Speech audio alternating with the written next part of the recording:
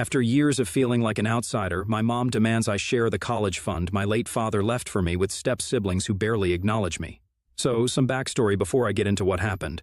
I'm a 17-year-old girl and I live with my mother, 43, female, my stepdad, and my 2 step-siblings. I have 1 stepbrother and a younger stepsister, but we are not close to each other. My stepbrother, let's call him Jackson, is a year older than me, and my stepsister, Emma, is 2 years younger than me. All of us go to the same high school, but we don't have any friends in common, and we have just never been close. My mother got married to their father after dating for almost 5 years. The wedding was 3 years ago, but our families have been living together for 6 years now, and the wedding was just a formality. As for my father, he unfortunately passed away when I was really little, and I never got to spend much time with him. I barely even remember him because I was very young when he passed away. My parents were never married, and my dad's family didn't approve of my mother because she was a bit of a party girl and didn't have a good reputation back then in their town. So they lived together for a short time but didn't get married because then his parents would have probably cut him off. He was diagnosed with leukemia in its later stages when he was just 27, and by the time they found out about it, it was too late to do anything. Thankfully, he had the time to get his affairs in order, and he managed to set up an education fund for me for after he was gone. So I would have nothing to worry about and my mother wouldn't have to push herself to work hard after he passed away. I have always known about it since his lawyers told me when I was really young. My dad's lawyer was the one controlling the flow of the money, but after I turned 18, I would be in full control of the fund. For a long time after my dad passed away, it was just me and my mother, and I got used to it. Then my stepdad came into the picture when I was around 8 years old, and after dating for a while, all of us moved in together. My mother had moved out of the town that we used to live in because she said it was just too painful to live in the same place that she and my dad had met. I have never met my grandparents on my dad's side of the family because my dad's parents were just never interested in meeting me. We do occasionally visit my mom's parents and they're nice enough, but my mother's family is not really connected. So when I moved in with my stepdad and his kids, I had really high hopes because I thought that I was finally going to have a big and happy family. I had a lot of expectations when I was younger, but sadly my new family didn't manage to live up to it, and I don't really blame them for it, but it was quite disappointing for me when I was little. It wasn't as though they didn't make me feel welcome or they treated me badly, but there was something really off about everybody's energy. All of us lived together, but we never really felt like a family, and I never managed to connect with either my stepdad or his kids. We would live in the same house, but they never really made an effort to make me feel comfortable or try to get to know me. I tried several times, but they didn't seem very enthusiastic about it, so I gave up after trying for a couple of months. I accepted that all of us were more like glorified roommates rather than actual family, and that was it. I didn't romanticize it. My mother, however, was a different story because she was treated differently by them. Their energy towards my mom was completely different, and they actually treated her like a part of the family. I might be way off here, but I feel like part of the reason that my step-siblings and my stepfather were happy to include my mother and play happy family with her and exclude me was because my stepdad's ex-wife had been kind of a nightmare. I have never met her myself, but I have heard about her, and she was a total gold digger from what I heard, who left my stepdad almost penniless after the divorce. He had to build his life back from scratch, and to make matters worse, he also had to take care of my step-siblings on his own. Their mother had given up custody and abandoned them to take off with her new lover shortly after the divorce. Meeting a woman like my mother, who is the exact opposite of his ex-wife, was probably great for all of them. But I was not really required in that scenario, and that's exactly how they made me feel, like an afterthought. I can't define it, and I can't think of any examples off the top of my head, but it was just based on vibes and energy. I always got that feeling that, in spite of being part of the family, I wasn't really part of the family. My only consolation was the fact that I could have been overthinking things, and that's what I used to tell myself whenever things would get a little too much for me. It feels weird to say this, but I was actually kind of jealous, because it felt like my mother had finally found her people, but I was still on the outside. I started resenting all of them after a few years because it was like I had been left behind or something. I never brought it up with anybody because it always just seemed petty and meaningless, so I didn't want to make a big deal out of it by saying anything about it. And that's how life was. I wasn't okay with it, but I was content. Now coming to what happened a couple of days ago. I've been looking for colleges for the past few weeks because I'm supposed to graduate in a few months, and I need to start sending out applications. I'm not worried about the money because, like I said, my mother had always told me that there was a fund set aside for me, and that's what I was going to use. But then a few days ago, my mother said that she needed to talk to me about something really important. She told me that my stepfather hadn't been able to save money for his kids to go to college, so she needed me to help my family out and let my step-siblings use the money from my college fund as well. Jackson had taken a gap year, and was about to start college at the same time as me, so that's what the conversation was really about. Legally, my mother couldn't control the funds because, in his will, my father had clearly stated that only I would be able to control where I spent my money after I turned 18. And if I'm being honest, I didn't want to share the money with my step-siblings. For starters, I didn't consider them family, and I'm sure that neither did they. And secondly, even if I didn't end up using the entire amount that my father had kept for me, I would still like to use it for myself. That kind of money could really help me get a head start and be useful to me when I get my own apartment and stuff until I start earning. I had already saved a lot since I went to public school instead of private, and my mother didn't have to spend any money on my education so far. I was also a really good student, so I was hoping to get a scholarship in whichever college I decided to apply to and enroll in. Money had never been a matter of concern for me, but now that I was getting older and I was about to turn 18 in a few months, I was starting to think about saving and earning. So giving away money from my funds to my step-siblings didn't sound like a great idea. So I told my mother that I wouldn't be sharing those funds with them because I didn't think that it was necessary. If Jackson really wanted to go to college, he could just do what millions of kids do anyway and get a student loan. My mother was not pleased with my answer, and she said that I was being selfish. But I didn't even disagree. I was indeed being selfish, and I didn't see anything wrong with it. So instead of arguing with her, I just told her that I was being selfish, and it was completely fine because I didn't consider my step-siblings family. That's when my mother started screaming at me because apparently she believed that what I had said was no less than a criminal offense. It took me a few seconds to even process the fact that she was losing her mind simply because I had spoken the truth and told her that I didn't think of my step-siblings as family. The double standards were crazy because, on one hand, the family had been treating me like an outsider for the past 8 years, and she had never seemed to notice it. Or maybe she did notice it, and she just didn't care. But when it came to me, I had to consider them family and treat them as such for absolutely no reason. I tried to speak to her calmly and without screaming in her face, but there was no point because she was already going off on me and calling me ungrateful and whatnot. So I waited for her to finish yelling at me, and then I told her that she could scream at me all she wanted, but I wasn't going to change my mind. The only thing that screaming at me was going to accomplish was that it was only going to alienate me even more and make me feel even less inclined to help them out in any capacity. My mother calmed down a little after I said that, and I thought that we were finally going to have a rational discussion afterwards, and I would finally be able to voice out my feelings. But that was foolish of me. I had forgotten that in that household, my feelings absolutely didn't matter, and all that mattered was if my mother, my stepfather, and my step-siblings were happy. My happiness was not very important to any of them. So after my mother calmed down, she told me that I had a week to make up my mind, but after that, she would be forced to kick me out of the house. I thought she was joking because it was simply ridiculous, but she told me that she wasn't. And since my birthday was coming up in less than a month, she would soon not even be legally obliged to let me live with them, because I wouldn't be a minor anymore. So I would be out of the house, and I would be completely on my own if I didn't agree to share the college fund that my father had specifically left just for me with my step-siblings. I could hardly even believe that my own mother would say such a thing and put me in such a difficult position just for the sake of my step-siblings when I was supposed to be her own flesh and blood. She told me to tread carefully and think this over, because this decision could cost me everything, and then she left the room while I sat there and tried to process what she just said.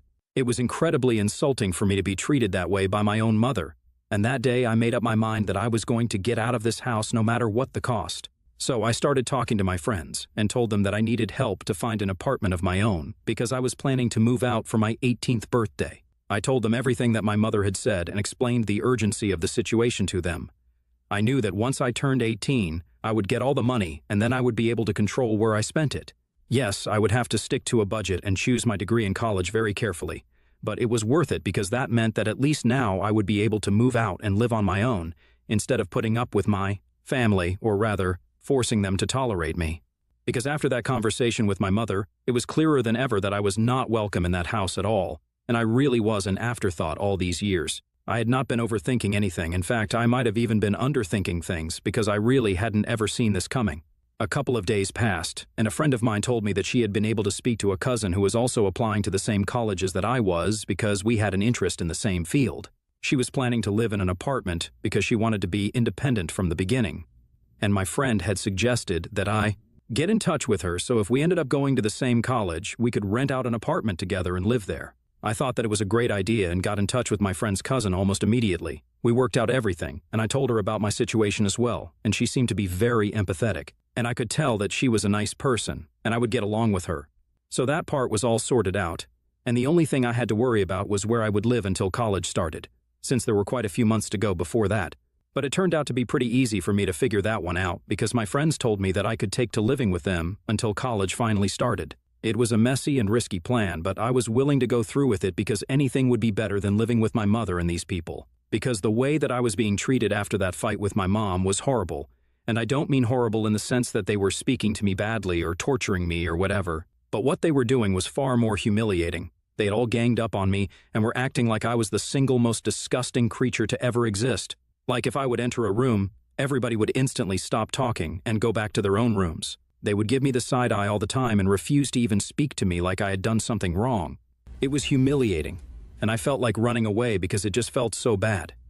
It took me a while to arrange something for myself, but I made up my mind that as soon as my friends were ready to take me in, I would leave this place.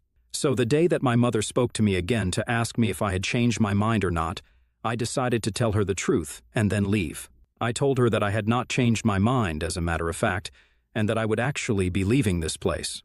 I told her that the way that she and her family had been treating me for the past week was nothing short of psychotic, and I couldn't put up with it anymore. I told her that I had already spoken to a couple of friends and I would be living with them until I could start college and move away from here.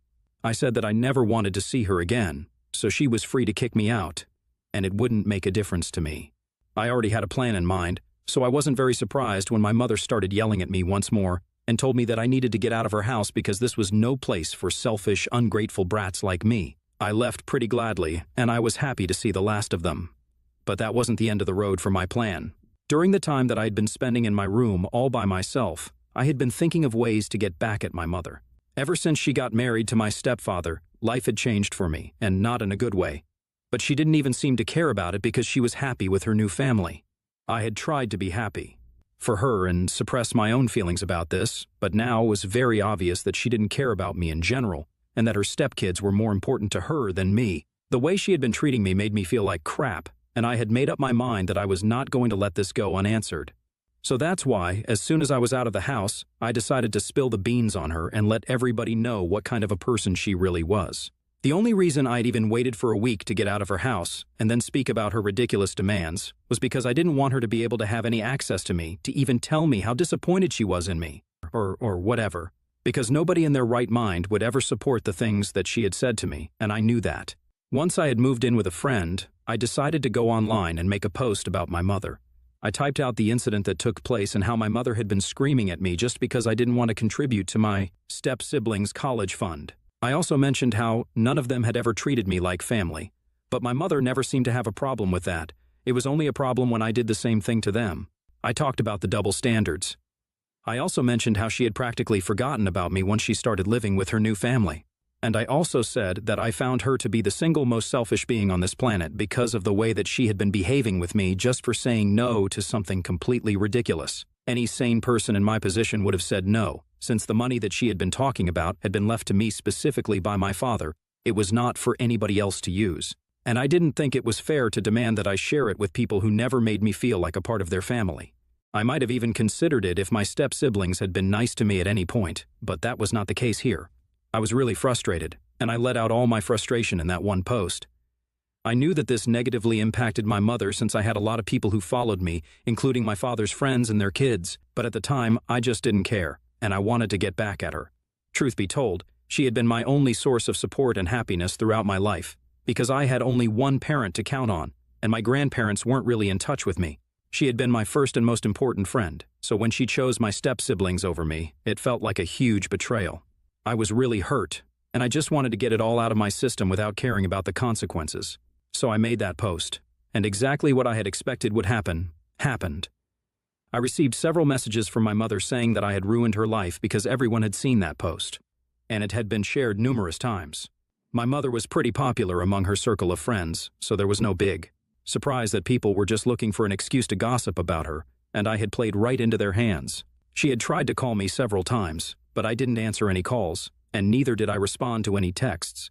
I was just miserable, and I had hoped that making that post would make me feel less upset. But the messages that my mother sent me after that only made me feel worse about my decision. I could tell through her texts that she was really torn up about this. She said things like she never expected me to do something like this, that she had raised me to be kind and compassionate, But I was the opposite of both those things, and she couldn't even believe that I was her daughter anymore. And then she pulled out the big guns and told me that had my father been alive today to witness this vindictive and malicious side of me, he would be terribly disappointed and wouldn't even want to be related to me. That really got me, and I felt like I was doing something horrible. I started rethinking everything, and that's what brought me here eventually. And at this point, I don't even know if it was right of me to not want to share my funds with my step-siblings. I don't know if I should make things right with my mother and the others, because I don't even know if I can face them anymore after what I did. But also, this might be a very clever way of trying to manipulate me, and if it is, it's definitely working. That's why I need you guys to help me, because now that everybody has the facts, I can finally come to a conclusion. So, AITA for refusing to share my college fund with my step-siblings and then making a post against my mother? Update 1. Hi, so first of all, thank you so much for the response. A lot of you sent me really kind messages, and it made me feel better about myself and what I did. I guess I needed that to see things for what they truly are. I was about to give my mother a chance again just because I wanted to see the good in her, and I wanted to believe that she wasn't a bad person. But what kind of mother says and does the things that she did? She's just not a good person, and it's time that I accepted it instead of trying to fight it. So I blocked her to make sure that she couldn't reach out to me again. I knew that if she texted me again, it would only be to manipulate me or to get that post down. I don't want to take that post down. I want it to stay up, at least until she apologizes to me. She knows where I am because my friend's mother told her that I was living with them. So she knows where to reach me, and in spite of knowing if she doesn't reach out to me, I'll take it as a sign that she doesn't care about me and that she cares more about her own reputation. Update 2. So it's been 2 weeks since I've been living with my friend and have moved out from my stepfather's house. After that post, I had absolutely zero contact with everyone from my family. I did go to school a couple of days, and I ran into Emily A. few times, but she just shot me a really nasty look and pretended like I wasn't even there. Not surprising considering the fact that they are pretty much experts in pretending that I don't exist. They have been doing it for the past 8 years. They must have found it easier now. Anyway, my mother finally came to visit me last evening. She arrived here with a black plastic bag that people generally use for trash and dumped it in the living room, saying that it had all my leftover stuff in it, basically everything that I hadn't been able to pack into my duffel bag when I was leaving my house. It felt a little insulting that she had used a trash bag to pack my stuff, and it was way more insulting when she dumped it all on the floor of the living room, leaving me to gather it. My friend and her parents, who saw this all unfold, were scandalized. They did not appreciate my mother's behavior one bit and actually took it upon themselves to argue with her about it. They told her that, considering the fact that I was her only daughter, she should have more compassion for me instead of treating me so cruelly. They really scolded her, but she didn't take it kindly. She told them that they had no right to speak about her parenting techniques when they were the ones harboring a delinquent like me. I almost burst out laughing when she said that because I was far from a delinquent. I was literally a scholar student, and she knew that. I almost mentioned it myself, but I didn't have to thanks to my friend, who stood up for me. She told my mother off and said that she was grateful that her parents were nothing like my mother and had a heart. It turned into a bit of a catfight, after which my mother got really huffy and left. I was really thankful for my friend and her parents. I don't think it was really necessary for them to stand up for me, but they did, and I couldn't be happier about it. This is probably the first time in my life that I had somebody to fight for me on my behalf, and it was just really touching. But anyway, I don't think my mother will be coming back anytime soon because, after the welcome that she received yesterday, I wouldn't dare show up around here again. And I really hope that she doesn't show up, because I'm just sick of the drama now. I want to move on with my life and start a new chapter. But I can't do that if she keeps showing up again and again. So I pray and I hope that this is the last time that I have to come across her. Update 3. Hey folks, so long time no see. I have been missing in action for quite a while now, a couple of months I think, but you can't blame me for it. It was because I was applying to colleges and trying to get into a good one with a scholarship. I had been grinding really hard, and it all paid off. I'm in my first choice school now, and yes, I'm sticking to the plan that I had come up with a couple of months ago. My friend's cousin, who is applying to the same colleges, also got in here, and we are going to rent an apartment and live together. She's a really sweet girl, and the fact that she is my friend's cousin is just a cherry on top because this way I get to keep in touch with everyone. The last couple of months have been very difficult for me emotionally, but my friends helped me get through it all, and I can't tell you guys how thankful I am to have such people in my life. I know a lot of people who have terrible parents and families rely on their friends for emotional support, but I've tried to avoid that so far. However, now that I know how far my friends are willing to go for me, I feel like they are my family. I'm always going to be grateful for everything that people have done for me. Seriously, I don't think I could have made it this far without everybody's help. And that includes the people here who reached out to me through messages and said such supportive things to help me through this. It's just really strange and funny how my own mother hasn't even bothered to text me even once after I moved out. She didn't even care that I had unblocked her and she could actually talk to me. That's how little I mean to her. But you guys and my friends told me to have faith in myself because I could do it. It's really cute how literal strangers on the internet did more for me than my mother did. But anyway, that's all in the past now. I'm looking forward to having a fresh start here, and I'm really excited for what the future holds.